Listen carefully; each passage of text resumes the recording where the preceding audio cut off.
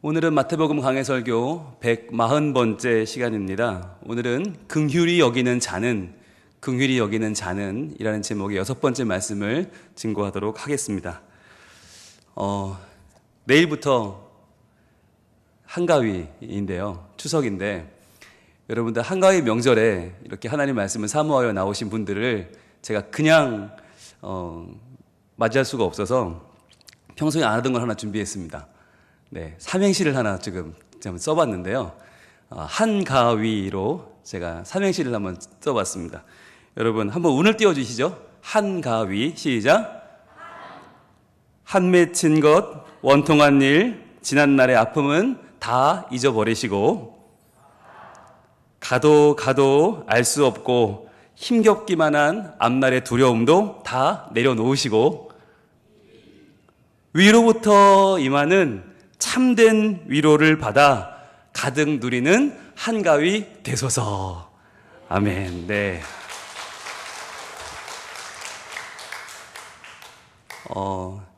오늘 귀한 날이잖아요. 그죠? 예, 저는 어렸을 때 그렇게 배웠거든요. 예수님은 언제 오시나? 비 오는 수요 예배에 오신다. 라고 배웠는데, 이제 철이 드니까 바뀌었어요. 예수님은 비 오는 날 수요 예배에 너무 자주 오실 수가 없잖아요. 그래서 저는, 추석 명절 하루 전날 수요 예배에 오실지도 모른다는 생각을 하게 되는데, 예, 이런 자리에 여러분 같이 모여서 우리가 말씀을 나눈다고 하는 것이 참 귀한 일인 것 같아요. 그죠? 또 여기 못 오신 분들도 아마 지금 마음은 다 우리와 함께 있을 것 같아요. 그래서 오늘 나오신 분들, 오늘 말씀이 긍휼히 여기는 자는인데 우리가 긍휼이 필요한 이유가 있잖아요. 긍휼이 여겨야만 살 수 있는 세상이에요. 실은 긍휼이 여기지 않으면, 긍휼이 여김 받지 않으면 너무 힘들고 괴로워서 살 수 없는 세상. 정죄하는 것만 발달하고 사람을 죽이는 기술, 사람을 끌어내리는 데는 혈안이 되는데 사람을 세우는 것은 별로 마음을 쓰지 않는 시대. 그래서 소문의 소문은 다 그런 소문이에요. 누가 그만뒀댄다. 누가 떨어졌댄다. 누가 끌려내려졌댄다. 요즘 들리는 소문이 하나같이 다 그래요. 누가 잘 됐단다. 누가 정말 승승장구한단다는 소문은 들리지 않고 누가 또 낙마했단다. 누가 또 그만뒀단다 라는 소문만 들려요. 왜 그럴까? 둘 중 하나겠죠. 잘 되는 사람이 없거나 아니면 잘 되는 건 소문을 내지 않거나.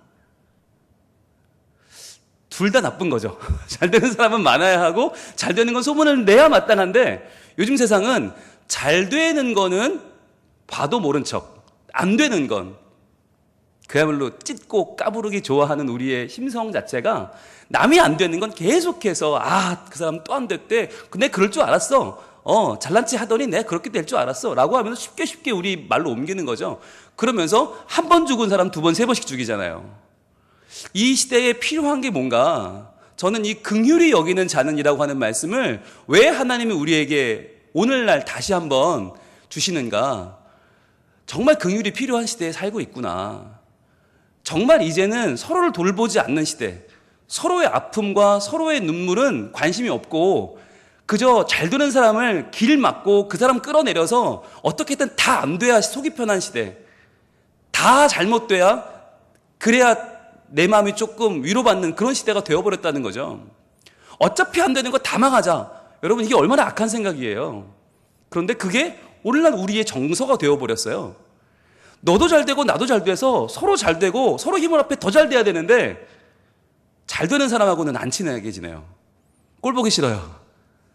그런 사람은 연락도 안 해요. 그런데 나보다 못한 것 같고 왠지 일이 안 되고 막히고 그럼 계속 관심을 가져요. 그 사람 망했다고 소문내려고.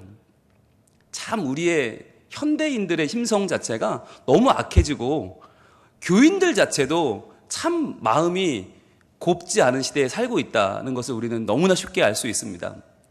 자, 그런 시대에 주님이 이 말씀을 주셨는데 긍휼히 여기는 자는, 여러분 우리가 성경을 읽으면서 한 가지 정말 깨달아야 되는 것은 뭐냐면 예수님의 말씀은 우리한테 그렇게 살라는 말이 아니다라고 하는 거예요. 목사님 그렇게 살라고 한 말이 아니면 그럼 그렇게 살지 말아야 하나요? 긍휼히 여기지 말아야 하나요? 여러분 그게 아니죠. 그렇게 살지 말라는 뜻은 뭐예요? 그렇게 살 수 없다는 거예요. 우리가 조금 노력하면 긍휼히 여기는 사람이 될 수 있다? 그렇다면 얼마나 좋겠어요. 그런데 그렇지 않다는 걸 우리 모두는 잘 알고 있어요. 나 하나 먹고 살기도 바빠 죽겠는데 나 하나 챙기기도 지금 내 목구멍이 포도청인데 누구를 긍휼히 여겨요? 어디 내가 나와 관계없는 사람을 긍휼히 여길 수 있는 여유는 우리 삶에 없어요.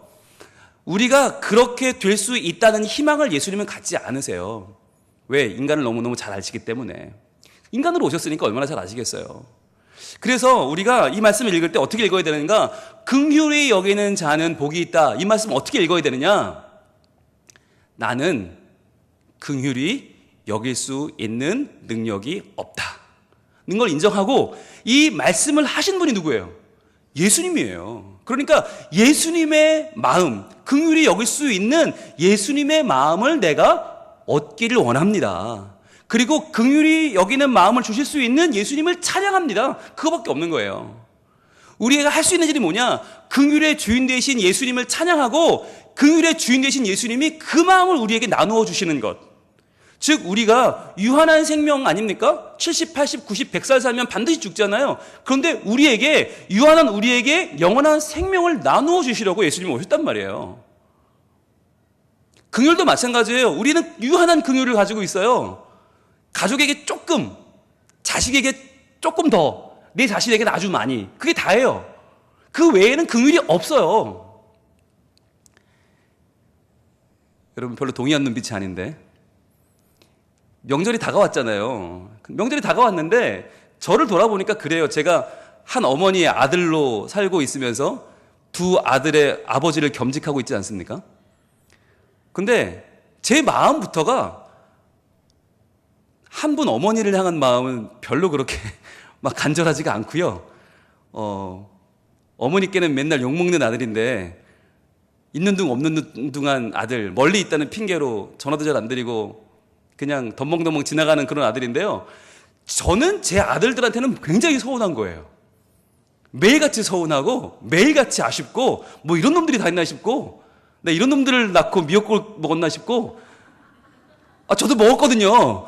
네, 아내가 먹은 게 아니 저도 먹어서 한 2주 내지 미역국만 먹었어요. 그런데 야 정말 내 기가 막힌 거예요. 내 이런 놈들 지들밖에 모르고 어떻게 인간이 이렇게까지 이기적일 수 있을까? 야 정말 엄마 아빠는 일도 생각하지 않는구나. 발톱에 때도 안 되는구나 우리는.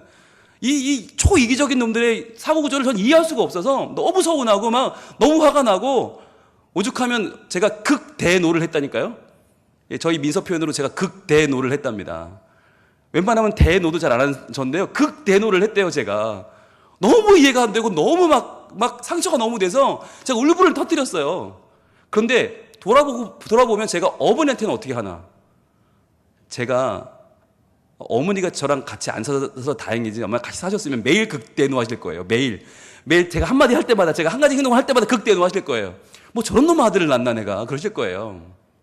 그러니까 저부터가 제 아들에게는 너무나 서운해하면서 제 어머니한테는 정말 불효하는. 그러니까 제가 저를 봐도 너무 양심이 없는 거예요. 이건 사람이 이럴 수가 있나? 너무너무 긍휼이라고는 없는 삶을 나는 긍휼을 받기 원하면서 나는 효도받기 원하면서 나는 효도하지 않는 너무너무 악한 저를 보면서 이게 이럴 수가 있을까? 하나님이 저를 보면 과연 너 조금 더 노력해서 긍휼을 해가지 않을래? 이런 말씀 하실 수 있을까? 못 하시겠구나. 그래서 나에게는 없는 긍휼을 누구에게 구해야 돼요? 예수님께 구해야 되는 거예요. 주님, 저는 유한한 인생입니다. 저는 긍휼을 행할 수 없는 인생이고 긍휼이 여김 받기만을 원하고 저는 절대 긍휼이 여길 수가 없습니다. 인정을 해야 되고요. 인정을 하고 내게 긍휼을 나누어 주실 예수 그리스도 풍성한 긍휼의 주인 되신 주님께 나와서 그분께 긍휼을 구하는 수밖에 없는 거예요. 그리고 긍휼을 주시는 주인이신 예수님을 찬양하는 것밖에 우리가 할 수 있는 게 없는 거예요. 그래서 우리가 지난주에 말씀을 한 구절 봤는데 바로 이사야 49장 15절 말씀 봤거든요. 한번 찾아볼까요? 이사야 49장 15절 말씀을 지난주에 우리가 봤는데 이 본문에서 뭘 봤냐면 인간의 최대치의 사랑을 봤어요. 우리는 인간이 할 수 있는 최대치의 사랑. 그런데 그 최대치의 사랑에 사각지대가 있었어요. 그 인간이 할 수 있는 가장 큰 사랑의 사각지대. 여러분 여기 놓인 사람들은 어떤 사람들일까요? 정말 불행한 사람들이죠. 너무너무 가슴 아픈 사람들이죠. 자, 인간이 누릴 수 있는 가장 최대치의 사랑은 무엇입니까? 이사야 49장 15절 시작. 여인이 어찌 그 젖 먹는 자식을 잊겠으며 자기 태에서 난 아들을 긍휼히 여기지 아니하겠느냐. 자, 어떻게 엄마가 그 젖 먹는 자식을 잊어버리겠냐. 막 젖 주고 있다가 얘가 어디 갔지? 찾는 엄마가 어디 있겠냐는 거예요. 게다가 자기 태에서 난 아들을 긍휼히 여긴다. 그동안 말하는 긍휼이 바로 라함이었죠. 라함이 뭐였어요? 이 긍휼이 뭐였어요? 어머니의 자궁이었어요. 어머니의 태. 자궁 속에 들어있는 아기를 보호하는 어머니의 그 사랑이 긍휼. 오늘 본문에 나오는 엘레오스였어요. 헬라어는 엘레오스, 그리고 히브리어로는 라함. 이것이 바로 어머니의 자궁이었는데, 이 긍휼히 여긴다는 말이 그만큼 소중한 말이라는 거죠. 그러니까 아기를 베고 있는, 아기를 잉태하고 있는 엄마가 얼마나 그 아기를 사랑하겠어요. 자기 목숨보다 사랑하죠. 그런데 그렇게 긍휼히 여기는 엄마. 근데 여러분, 이 사랑을 다 받았을까요, 우리가? 어머니의 사랑을 너무 일찍부터 못 받은 사람들이 참 많아요. 그리고 아버지의 사랑을 경험하지 못하고 자란 사람들이 참 많아요. 그러니까 이 사랑에는 사각지대가 있을 수 있어요. 그런데 그들은 혹시 잊을지라도, 그 다음이 중요하죠. 나는 너를 잊지 아니할 것이다. 이게 하나님의 선언이었잖아요. 자, 인간적인 사랑, 부모의 사랑이 가장 크다고 말하잖아요. 그런데 그 사랑에도 얼마든지 사각지대가 있을 수 있습니다. 얼마든지. 제가 늘 저희 아버지에 대해서 너무 안 좋게 말씀을 드리는 경향이 있다고 저희 아내가 매우 경고의 말을 저한테 하는데, 주의를 주는데, 저는 팩트만 말씀드리는 겁니다. 근데 저희 아버지는 굉장히 저희한테 무심한 아버지셨는데, 왜 그랬나 생각해보면, 왜냐하면 저희 아버지는 아버지를 경험하지 못했어요. 그러니까 아버지의 사랑을 전혀 받지 못했어요. 태어날 때부터 저희 아버지의 아버지, 저희 할아버지는 해외에 계셨고, 해외에서 일제시대 때 실종되셨어요. 그러니까 한 번도 저희 아버지는 아버지라는 분을 만나지 못했어요. 아버지의 사랑을 한 번도 받아보지 못하고 자란 외아들이에요. 그러니 아버지를 경험하지 못한 그분에게 아버지의 직분은 너무나 힘겨웠던 거죠. 아버지가 뭘 하는 사람인지 모르는 거예요. 그 상황에서 두 아들의 아버지가 되었으니 얼마나 막막하셨겠어요. 본인은 한다고 하셨겠지만 그게 저희들에게 너무나 부족했던 거죠. 그러니까 이렇게 아버지가 없이 자랐거나 어머니가 없이 자랐거나, 또는 계셨지만 너무나 바빠 사랑을 못 해줬거나, 아니면 부모님의 역기능적 사랑 때문에 오히려 더 해를 입고 자란 자녀들에게는 부모님의 사랑이 자기에게는 경험되지 못하는 사각지대가 있을 수 있어요. 그런데 그것조차도, 그럴지라도 나는 너를 잊지 않는다 라고 말씀하는 분이 누구예요? 하나님이신 거예요. 그러니까 하나님의 라함, 긍휼은 어떤 것이냐? 어머니의 긍휼을 뛰어넘고 아버지의 긍휼을 뛰어넘고 그 누구보다도 크고 강렬한 사랑으로 우리를 긍휼히 여겨주시는 분, 긍휼의 원조가 되시는 분, 긍휼이 풍성하신 분이 바로 하나님이시다라고 하는 말씀이었죠. 그러면서 그것을 16절에 이렇게 표현했었어요. 16절 다음 절입니다. 같이 읽을게요. 내가 너를 내 손바닥에 새겼고 너의 성벽이 항상 내 앞에 있나니. 자, 손바닥에 새겼다는 것은 항상 볼 수 있게, 언제나 보고 싶다는 이야기죠. 그리고 너의 성벽이 항상 내 앞에 있다. 그런데 이사야 당시의 예언은 어떤 예언이에요? 이스라엘이 멸망하고 바벨론의 포로로 잡혀가고 온 백성이 흩어진다는 예언이잖아요. 그러니까 성벽이 무너졌단 말이죠. 무너진 성벽을 하나님이 지금 오셔서 그 앞에서 지켜보시는 거예요. 너의 성벽이 항상 내 앞에 있다. 무너져버린 너의 성벽이 내 앞에 있다. 근데 항상이 뭐였어요?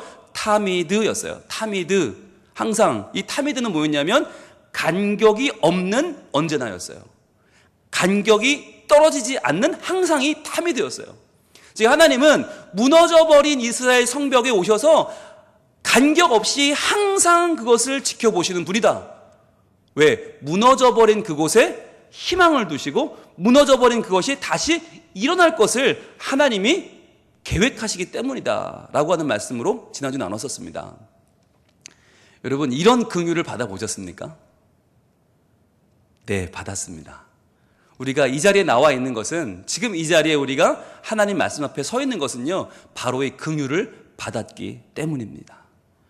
우리가 만약 긍휼 없는 자였다면요, 이 시간에 여기 있을 수 없죠. 나를 위해서, 내 욕망을 위해서, 내 아집을 위해서, 나만을 위해서 어디론가 가 있겠죠. 그런데 이 시간에 우리가 하나님의 전에 나와서 말씀을 받고 주님의 이름을 찬양하는 이유는 뭔가? 바로 그 긍휼하심을 받았기 때문입니다. 여러분, 그 사랑, 이 사랑 너무너무 귀한 사랑이죠. 그런데 여기서 이제 중요한 게 있는데 뭐냐면, 하나님의 그렇게 큰 사랑을 우리가 받았는데 그러면 우리가 그 사랑을 받을 만해서 받았는가라고 하는 거예요. 과연 우리는 사랑을 받을 만한 사람이었는가? 자, 성경에서 우리를 대변해주는 인물들이 나오죠. 그들이 누굽니까? 이스라엘입니다. 이스라엘. 과연 하나님이 사랑하셔서 택하신 그들은 하나님의 사랑을 받을 만한 사람들이었나? 이걸 보면 우리에 대해서 알 수 있어요. 우리는 사랑을 받을 만한 사람인가 하는 것을 알 수 있거든요. 한번 보겠습니다. 예레미야로 갑니다. 예레미야 31장. 예레미야 31장 20절. 예레미야는 이사야보다 조금 더 후대 사람이에요. 예레미야는 이스라엘이 망하는 걸 현장에서 지켜본 선지자입니다. 유일한 선지자입니다. 그래서 그는 이스라엘이 망하는 걸 보면서 하염없이 눈물을 흘렸습니다. 눈물의 선지자로 알려진 사람이 예레미야죠. 이 예레미야 31장 20절 우리 한번 같이 읽어보겠습니다. 시작. 에브라임은 나의 사랑하는 아들, 기뻐하는 자식이 아니냐. 내가 그를 책망하여 말할 때마다 깊이 생각하노라. 그러므로 그를 위하여 내 창자가 들끓으니 내가 반드시 그를 불쌍히 여기리라. 여호와의 말씀이니라. 아멘. 자, 에브라임이라고 하는 것은 북이스라엘의 지파가 에브라임을 중심으로 모인 지파거든요. 남유다는 유다 지파와 베냐민 지파뿐이고 나머지 10개 지파가 북이스라엘인데, 하나님은 북이스라엘을 가리키는 말로 에브라임을 쓰기도 하셨고 또는 이스라엘 전체를 가리켜서 에브라임이라고 말씀하기도 하셨습니다. 대표성을 띠기 때문이죠. 그런데 에브라임에 대해서 뭐라고 말씀하시는가? 나의 사랑하는 아들, 기뻐하는 자식이 아니냐라고 말씀하세요. 여러분, 오늘 이 본문에 아주 중요한 단어가 2개 나오는데 그 2개가 닮았어요. 아주 비슷한 단어거든요. 근데 먼저 사랑하는 아들이라고 할 때 사랑하는 이란 말이 뭐냐면 야카르 한번 써보세요. 야카르, 사랑한다. 여기서 이 사랑하는 이란 야카르는 무슨 뜻이냐면 원래는 값을 매길 수 없을 만큼 귀하다는 뜻이에요. 야카르라는 말은 그냥 사랑한다, 뭐 야 나 사랑해, 너도 사랑해, 이게 아니라 값을 매길 수 없을 만큼 귀하고 소중한다. 여러분, 이 야카르라고 하는 단어가 성경 전체에서 어떤 대상을 사람으로 할 때 쓰인 적이 없어요. 누구에게만 썼냐? 예수님에게만 썼어요. 그래서 나의 사랑하는 아들이요 내 기뻐하는 자라 라고 하실 때 하늘에서 음성이 들려올 때 딱 한 번 예수님을 향해서만 썼던 단어인데, 이 야카르라는 단어를 지금 하나님이 에브라임, 바로 이스라엘 백성들을 향해서 이 말을 쓰고 계세요. 그러니까 여러분, 이 말은요 사람한테 함부로 쓰는 말이 아니에요. 예수님쯤 돼야지 쓸 수 있는 말을 지금 이스라엘 백성들에게, 그들이 누군데요? 우리예요. 우리에게 야카르라는 말을 쓰시는 거예요. 나의 야카르 아들들, 기뻐하는 자식들, 마치 예수님처럼 존귀한 값을 매길 수 없는 사람들이라고 하는 거예요. 그런데 그러면 우리가 뭐 대단한 인물이라 그런가?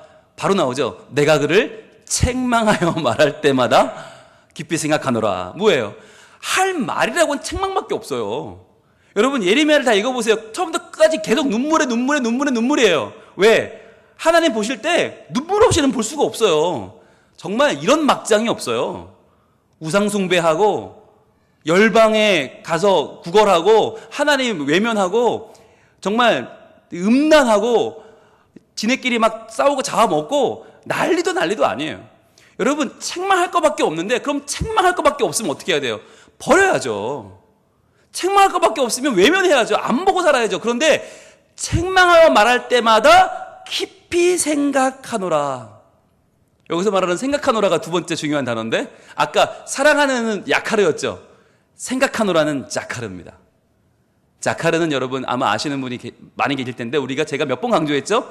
기억하다라는 단어라고. 자카르, 기억하다. 하나님이 우리를 사랑하시는 방법이 뭐냐? 기억하시는 거예요. 무엇을? 우리와의 약속을 기억하시는 거예요. 우리한테 하신 하나님 말씀을 기억하셔서 지금은 우리가 너무 못난 모습밖에 없는데, 지금은 망난인데 우리를 향한 그 사랑과 긍휼을 기억하셔서 우리를 여전히 받아주시는 사랑을 우리는 자카르라고 합니다. 그러니까 내가 할 말은 책망밖에 없어요. 책망할 때 할 것밖에 없는데 그럴 때마다 뭐 한다고요? 깊이 생각하노라, 기억하노라, 자카르. 무엇을? 내가 너희를 지었다는 것을 자카르하고, 내가 너를 구원했다는 것을 자카르하고, 내가 너를 지키는 목자가 되기로 작정한 것을 기억하는 거죠. 그게 사랑이에요. 그게 하나님의 사랑이에요. 자, 그러므로 어떻게 살아가는가? 그를 위하여 내 창자가 들끓으니, 이게 뭐예요? 우리말로 바꾸면 애절한 사랑이죠. 애절, 창자애, 끊을 절, 창자가 끊어지는 사랑. 이건 표현할 길이 없는 거예요. 아니, 겉으로 상처가 나고 피가 나면 남이 볼 수나 있지, 창자가 끊어지면 보이지도 않아요. 나만 죽어나는 거예요. 이게 말할 수 없는 사랑 아닙니까? 애절한 사랑이요. 내 창자가 들끓으니 내가 반드시 그를 불쌍히 여기리라. 여기서 말하던 불쌍히 여긴단 말이 바로 라함입니다. 오늘 바로 긍휼히 여기는 자는이라고 할 때 그 긍휼이 라함이에요. 내가 반드시 그를 불쌍히 여기리라. 여호와의 말씀이니라. 여러분, 이게 얼마나 기가 막힌 말씀이에요. 할 줄 아는 거라고는 책망받을 짓밖에 없고, 하는 짓이라고는 눈밖에 날 짓밖에 없고, 정말 이쁜 구석이라고는 요만큼도 없는데, 그러한 우리를 하나님은 값을 매길 수 없는 존재라고 말씀하시고, 예수님만큼 소중한 아들이라고 말씀하시고, 그리고 우리를 책망할 수밖에 없지만 책망할 때마다 미운 게 아니라, 버리는 게 아니라 깊이 자카르 하시면서 계속해서 우리를 더욱 마음에 두신다는 거예요. 그래서 창자가 들끓는 애절한 사랑으로 우리를 불쌍히 여겨주시고, 그리고 우리를 다시 한번 끌어안아 긍휼히 여겨주시는 분, 그분이 바로 하나님이라는 거예요. 여러분, 이게 우리가 받은 사랑이에요. 이게 우리가 받은 사랑이에요. 그러니까 여러분, 긍휼이란 말을 기억할 때 우리가 뭘 생각해야 되냐면, 뭐 내가 긍휼히 여길 만한 사람인가 보지 내가 뭐 긍휼히 여김을 받아도 괜찮나 보지가 아니에요. 그럴 자격도 없고 그걸 논할 수도 없는 거예요. 기본적으로 우리는 긍휼히 여김을 받을 만한 어떠한 모습도 없다. 그게 현실이에요. 그게 우리들이에요. 그럼 어떻게 해야 될까요? 그럼 어떻게 해야 돼요? 우리의 그 답답한 마음을 어떻게 해야 돼요? 유일한 해결책은 뭐예요? 예수님이에요. 예수님을 묵상하는 거예요. 여러분, 긍휼을 내가 더 긍휼히 여기기 위해서 내가 긍휼히 여기는 사람이 돼야지, 내가 긍휼히 여길 거야, 난 긍휼히 여겨야 돼, 아무리 훈련해도요 안 돼요. 아무리 우리가 긍휼히 행하는 사람이 되려고 정말 100만 번 묵상해도 안 돼요. 그러나 어떻게 하면 되느냐? 예수님을 묵상하면 돼요. 그러면 예수님을 떠올리면, 예수님을 붙잡으면, 왜? 예수님 안에는 긍휼의 원형이 들어있기 때문에 그분을 묵상하면 할수록 우리는 내게는 없는 예수님의 긍휼이 더 내 속에 커지고, 그 마음을 내가 닮아서 내가 그 긍휼의 세계로 들어갈 수 있는 길이 열리는 거예요. 그게 천국이죠. 내 마음이 바뀌어서 긍휼히 여기는 자의 마음이 되는 것, 그래서 긍휼이신 그분 안으로 내가 들어가는 것, 그게 천국에 들어가는 것 아닙니까? 그 일이 어떻게 이루어지는가? 바로 예수 그리스도를 묵상하면서 그분의 긍휼하심을 내가 내 안에 채우는 거죠. 같이 한번 해볼까요? 에베소서 3장으로 갑니다. 에베소서 3장 18절. 아주 유명한 말씀인데요. 에베소서 3장 18절. 자, 우리는 어떻게 그분의 긍휼에 동참할 수 있는가? 신약 성경 에베소서 3장 18절. 자, 우리 같이 한번 읽어보겠습니다. 시작. 능히 모든 성도와 함께 지식에 넘치는 그리스도의 사랑을 알고, 그랬어요. 여러분, 에베소 3장은 제가 얼마 전에 말씀을 드렸던 옥중서신 가운데서도 예수 그리스도에게 집중하고 있는 그의 영광, 그의 실체에 가장 고민하며 접근한 이 바울 신학의 정수라고 말씀을 드렸는데, 거기에 나온 예수 그리스도는 어떤 분인가? 능히 모든 성도와 함께, 자, 모든 성도가 알 수 있는 그것은 뭐냐? 지식에 넘치는 그리스도의 사랑이에요. 자, 지식에 넘치는 그리스도의 사랑, 이게 무슨 말일까요? 인간의 지식으로는 상상조차 할 수 없는, 지식의 한계를 뛰어넘는 그러한 사랑이죠. 여러분, 우리가 인간의 지식의 사랑 가운데 최고의 사랑을 부모의 사랑이라고 하지 않습니까? 근데 부모도요, 끝까지 사랑하지 못하는 경우가 있잖아요. 부모도 자녀를 버리는 경우가 있어요. 부모도 자녀가 미워지더라고요. 저도 경험상 겪어보니까 미워지더라고요. 예. 아마 좀 어떤 때는 저도 극대노를 하게 되더라고요. 근데 이게 인간의 지식이라는 건 그래요. 아무리 부모 자식 간이라도 말이야, 한계가 있는 거지 말이야. 우리가 어떻게, 네가 이러면 안 되지. 그게 우리 인간의 지식이에요. 그런데 그 지식을 뛰어넘는 사랑, 그러니까 지식의 한계를 넘어서는, 이건 뭐 상상을 못하는 사랑이 있다는 거죠. 그게 누구의 사랑이라는 겁니까? 예수님의 사랑이라는 거예요. 예수님의 사랑. 여러분, 아무리 공부를 많이 해도 예수님을 이해할 수 없어요. 아무리 서울대를 나오고 하버드를 나오고 예의를 나와도요, 예수님 안 믿는 사람이 있어요. 안 믿어진다는 건 어떻게 해요? 여러분, 우리는 누구냐? 무슨 복을 받았냐? 서울대에 나온 사람이 안 믿어지는 예수님이 믿어져요. 예, 하버드 예일 나온 사람이 안 믿어지는 예수가 우리 믿어지는 거예요. 그럼 이게 아무것도 아닌 것 같으세요? 어마어마한 겁니다. 여러분, 지식에 넘치는 그리스도의 사랑, 지식으로 이해를 못해요. 그 사랑을. 에이, 그런 사랑이 어딨어? 에이, 날 위해 죽어주는 사랑이 어딨어? 에이, 날 위해 부활하는 사랑이 어딨어? 에이, 이거 안 믿어지는데 어떡해요? 지식에 넘치는 그리스도의 사랑을 알고, 그 다음에 뭐라고 해요? 19절 같이 읽습니다. 시작. 그 너비와 길이와 높이와 깊이가 어떠함을 깨달아 하나님의 모든 충만하신 곳으로 너희에게 충만하게 하시기를 구하노라. 자, 뭐라고 그랬어요? 그 사랑의 긍휼하심의 너비가 얼마나 넓은지, 길이가 얼마나 긴지, 높이가 얼마나 높은지, 깊이가 얼마나 깊은지를 어떠한 걸 너희가 깨닫기를 원한다는 거예요. 여러분, 이게 어떤 얘기죠? 불가능한 이야기입니다. 이건 우리가 평생을 배우려고 해도 다 배울 수 없습니다. 그분의 사랑을. 근데 이게 왜 우리가 할 수 없는 걸 왜 하라고 하죠? 들어오라는 거예요. 야, 밖에 서 있지 말고, 밖에서 외롭다고 질질 울고 있지 말고 들어와. 그 사랑 안으로 들어오면, 너희가 그 안에 들어오면 보일 거야. 그 안에 들어오면 느껴질 거야. 알게 될 거야. 여러분, 이 부분에 이 너비와 길이와 높이와 깊이, 너비와 길이와 높이와 깊이를 우리가 어떻게 알 수 있을까? 존 스토트라고 하는 기독교 사상가가 있습니다. 존 스토트가 이 부분을 어떻게 설명했냐면, 그리스도의 사랑은 모든 인류를 수용할 만큼 넉넉하게 넓고, 세상의 시간을 넘어서 계속될 만큼 길고, 그리스도를 하늘로 올릴 수 있을 만큼 지극히 높으며, 가장 타락한 인간을 구원할 만큼 충분히 깊다. 대충 상상이 되세요? 다시 한번. 그리스도의 사랑은 모든 인류를 수용할 만큼 넉넉하게 넓고, 세상의 시간을 넘어서 계속될 만큼 길고, 그리스도를 하늘로 올릴 수 있을 만큼 지극히 높으며, 가장 타락한 인간을 구원할 만큼 충분히 깊다. 여러분, 이게 뭘 말하는 거죠? 십자가입니다. 십자가가요, 위로는 하늘을 향해 있고, 그리스도의 영광을 나타내는 거죠. 아래는 땅을 향해 있고, 낮고 천한 우리를 향해서 지금 향해 있고, 그 다음에 양쪽은 어떻게 되어 있어요? 벌려져 있어요. 끝없이 넓게 퍼져나가는 그리스도의 한이 없는 사랑을 보여주고 있는 표시가 바로 십자가인 거예요. 그래서 십자가는 단순히 사형 틀로서만이 아니라 그 안에 담겨있는 하나님과 우리와의 관계, 우리와 서로의 관계가 다 함축되어 있는 하나의 상징인 것이죠. 그 상징문 십자가가 보여주는 것이 바로 에베소 3장 19절입니다. 그래서 앞으로 여러분, 우리가 십자가를 볼 때 십자가네 라고 볼 게 아니라 뭘 봐야 되는가?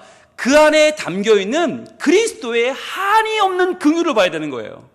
한이 없으신 지식을 뛰어넘는 사랑, 어마어마한 그 긍휼이 십자가 안에 담겨있는 거예요.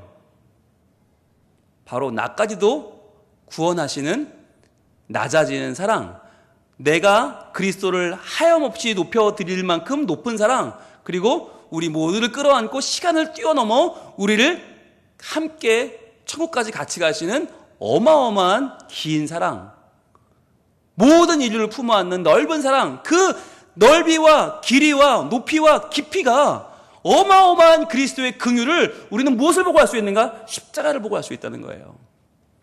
그래서 우리는 이제부터 나의 긍휼을 높이고자 내가 노력하고 내가 수양을 쌓을 것이 아니라 내가 돌을 닦고 내가 면벽 수도를 하고 내가 가시방석 위에 올라서는 게 아니라 뭘 해야 되는가? 긍휼의 원조가 되시는, 긍휼의 원천이 되시는 예수 그리스도의 십자가를 묵상하는 것입니다. 그러면서 그 십자가에서 나를 위해 죽으시고 부활하신 예수 그리스도의 그 긍휼하심, 그것을 내가 정말 그 안으로 들어가서 그 어마어마한 길이와 높이와 깊이와 그 넓이를 내가 정말 경험하고, 정말 긍휼이 풍성하시구나, 이 긍휼은 정말 내가 따라갈 수 없는, 상상할 수 없는 어마어마한 사건이구나, 이걸 경험하고 나면 그때부터 나도 모르게 내 속에 그전에는 존재하지 않았던 긍휼이라는 것이 흘러나온다는 거예요. 그러면서 긍휼히 여기는 자의 복을 우리가 누리게 된다는 거예요. 여러분, 성경이 말하는 인간과는요, 긍휼이 없어요. 그러나 중요한 거, 성경이 말하는 구원과는요, 예수 그리스도의 긍휼이 우리에게 전가되는 것이에요. 그래서 긍휼이 없던 우리가 예수 그리스도의 어마어마한 사랑 속에 들어갈 때 그분의 사랑 속에 우리가 묻어서 우리가 그분의 긍휼에 동참하게 되고 그분의 긍휼이 나를 통해서 드러나게 되고, 그래서 내가 긍휼히 행하는 복 있는 자가 되는 것, 바로 우리가 주님의 마음을 받고 그분의 마음으로 들어갈 때 그때부터 놀라운 변화가 시작되는 것입니다. 여러분, 이 긍휼, 이 어마어마한 예수 그리스도의 측량할 수 없는 사랑 속으로 지금 한번 들어가 보지 않으시겠습니까? 믿음은 반응입니다. 믿음은 응답입니다. 부르심에 대한 응답이 믿음입니다. 이 말씀에 대한 우리의 응답은 무엇입니까? 우리 시간 함께 찬양하면서, 주님, 내 마음은요, 선한 게 하나도 없습니다. 그러나 내 모든 것을 주님께 다 드립니다. 내 것은 다 드리고 주님 것은 다 받아서 나를 사랑으로 안으시고 새롭게 하는 주님의 마음을 내게 주시옵소서. 나를 향한 주님의 뜻이 이루어지도록, 내가 긍휼히 여기시는 주님의 품에 안겨 나도 긍휼히 여기는 자가 될 수 있도록 당신의 마음으로 용서하게 하소서. 주의 성령을 내게 채우사 주의 길을 가게 하소서. 주님 마음 내게 주소서. 이 시간에 기도하며 찬양하며 우리의 마음으로 응답하기를 원합니다. 그렇습니다, 주님. 주님의 긍휼, 그 놀라운 사랑 가운데 십자가를 바라보며 우리가 한 걸음 더 들어가기를 원합니다. 주님 마음 내게 주시고 나를 새롭게 하시고 그 긍휼하심으로 나를 초대하여 주시옵소서. 찬양하겠습니다.